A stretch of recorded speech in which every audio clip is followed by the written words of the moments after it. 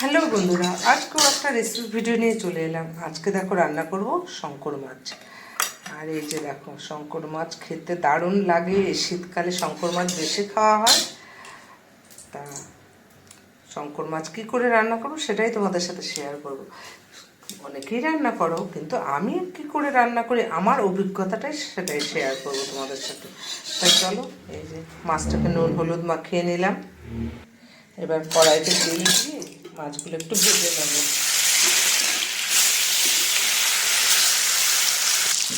তাই এই মাছটা না বেশি কড়া করে ভাজতে লাগে না, অল্প অল্প ভাজলেই হয়ে যায়। তাই চলো মাছগুলো তুলে নিই। মাছ তুলে দুটো আলু চার টুকরো করে দিয়ে দিলাম। কেন জানো তো, আমার হাজব্যান্ড খুব একটা ভালো খায় না এটা, যেহেতু আমি খাই আর আমার ঘরে আর কেউ নেই, ছেলে মেয়ে বাইরে থাকে, যার জন্য বেশি আনেনি, অল্প করেই আনা হয়েছে। ছেলে মেয়ে যখন থাকতো বাড়িতে তখন আর কি বেশি হতো, কিন্তু এখন তার এত কে খাবে, আমি একাই খাবো। আমার হাজব্যান্ড তো বড় জোর 1 পিস খাবে। আলুটা একটু ভেজে নিই ভালো করে। আলুটাও ভেজে তুলে নিলাম। আর এবার একটু রসুন ফোড়ন দিয়ে দেবো। রসুনটা একটু লাল লাল হলে পেঁয়াজটা দিয়ে দেবো। আসলে কী বলতো, এই মাছটা আমরা পুরো মাংসের মতন করে কষা কষা করে মাংসের মতো রান্না করে পেঁয়াজ রসুন দিয়ে। আচ্ছা, যারা পেঁয়াজ রসুন না খায় তারা কীভাবে রান্না করে গো? এই মাছটা না পেঁয়াজ রসুন ছাড়া আমি অন্য কোনোভাবে কোনোদিনও রান্না করিনি। তো তোমাদের কিছু জানা থাকলে একটু বলো না গো, যে পেঁয়াজ রসুন ছাড়া এই শঙ্কর মাছটা আর কীভাবে রান্না যায়। মানে আমি তো সবসময় পেঁয়াজ রসুন দিয়ে মাংসের মতো করে এই মাছটা রান্না করি। ধরো কেউ পেঁয়াজ রসুন খেলো না, তো তাদের তো এই মাছটাও খেতে ইচ্ছে করে, তখন তারা কীভাবে রান্না করে তোমাদের জানা থাকলে একটু বলো প্লিজ।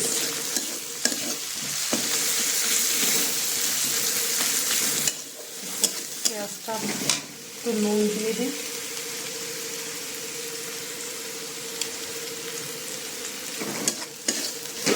নুনটা দিলে কি পেঁয়াজটা তাড়াতাড়ি মজে যাবে। দেখো পেঁয়াজটা অনেকটা মজে এসছে। এবার অর্ধেকটা টমেটো দিয়ে দিলাম। বেশি টমেটো দিলে না টক হয়ে যাবে, ভালো লাগে তখন। হলুদটা দিই।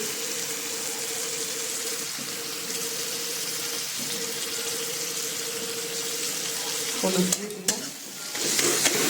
এবার আবার কতক্ষণ মজিয়ে লঙ্কার গুঁড়ো দেবো।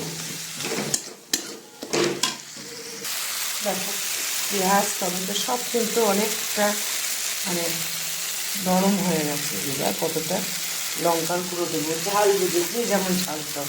কিন্তু আমরা এই মাছটা যেহেতু মাংসের মতো কষা কষা করে করি, একটু ঝালটা বেশি দিই।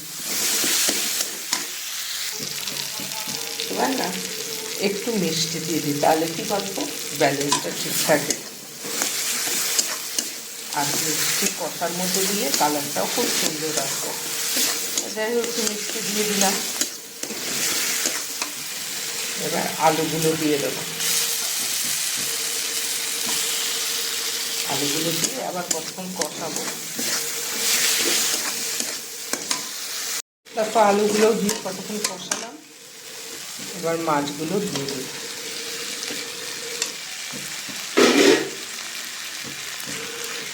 মাছগুলো দিয়ে আবার কতক্ষণ কষাবো। আর একটুখানি জল দিয়ে দেবো। দেখো কতক্ষণ কষালাম।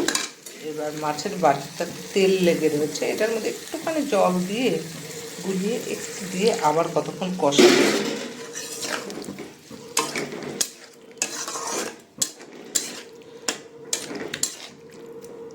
কষানোর পর মাছ দিয়ে মশলার গা থেকে তেল ছাড়ছে অল্প অল্প।